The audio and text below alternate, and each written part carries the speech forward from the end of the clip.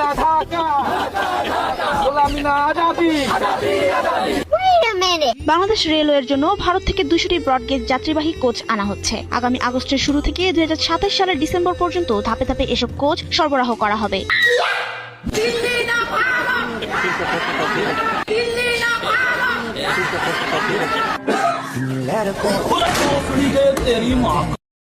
এই জল থেকে শুরু করে সমগ্র মানে তোরা এই বাংলাদেশে যা ব্যবহার করিস না, সবই ভারত থেকেই যায়।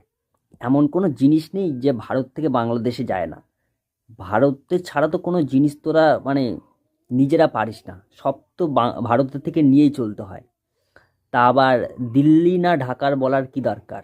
সব তো দলে দলে চিকিৎসার জন্য সেই ভারতেই আসতে হচ্ছে। তাহলে আবার অত দিল্লি না ঢাকা স্লোগান দেওয়ার কি দরকার? ওই যে তুই স্লোগান দিচ্ছিস, তোকেও আসতে হবে ইন্ডিয়াতে ডাক্তার দেখাতে।